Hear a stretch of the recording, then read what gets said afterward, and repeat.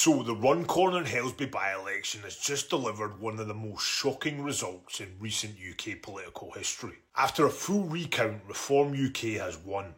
The hard right party overturned a 14,700 vote Labour majority and snatched the seat by just 6 votes. Let that sink in.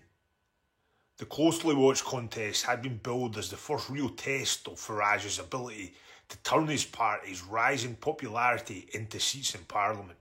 Reform UK's candidate, Sarah Pochin, a former Tory councillor and local magistrate, becomes the first non-Labour MP to represent the Cheshire town of Runcorn in 52 years.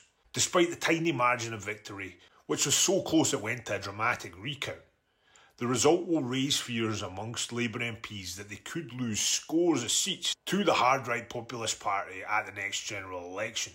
Despite Runcorn and Helsby being one of Labour's safest seats, the party faced a challenge to win over voters from the beginning, given it was sparked by former Labour MP Mike Amesbury's resigning after violently assaulting a constituent in a drunken late night row. Turnout was higher than expected, 46.33%, which some on the count floor attributed to the Farage factor, a reference to the Reform UK's leader's ability to provoke strong opinion on either side. Farage's party sought to make immigration the key issue in this overwhelmingly white British corner of northwest England, raising fears over small boat crossings, houses of multiple occupancy, and even Turkish barbers. Reform UK also attacked Labour's cutting of the winter fuel payment, an issue repeatedly raised by voters, as well as its early release of prisoners and the rising cost of energy bills. Its tactics appeared to work, delivering Reform UK its 5th MP and establishing the party as a serious challenger to Britain's two main parties. And this wasn't just a marginal, this was a Labour stronghold flipped by a party barely 5 years old. This is seismic, not just symbolically. It marks Reform's first parliamentary seat win.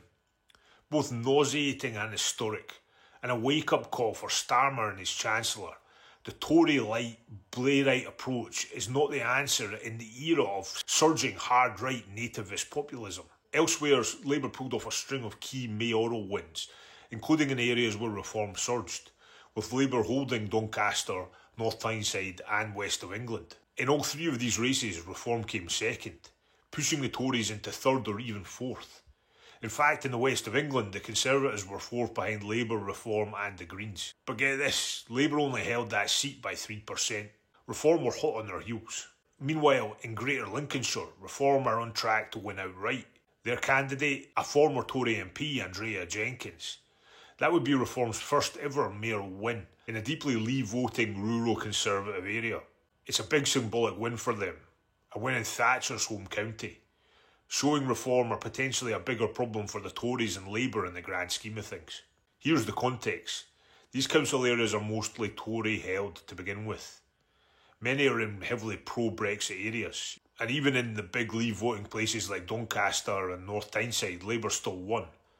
So Reform's good night is not a fair reflection of how things would go on a national scale if there was a general election tomorrow, but still a real concern and showing there is a lot of work to be done to keep the hard right populist wolves from the door. Labour's Ross Jones, who just held on as Mayor of Doncaster, sent a message to Keir Starmer. She said, "You need to listen to the people, deliver for them, with them." Labour's loss on Runcorn and Helsby to Reform in a seat they owned is not just an embarrassment, it's a sign that working class voters feel abandoned. It should be a wake-up call that forces Starmer leftward. There is now huge pressure on Keir Starmer's government, from Reform on the right and equally the need to re-engage their traditional working class voters from the left.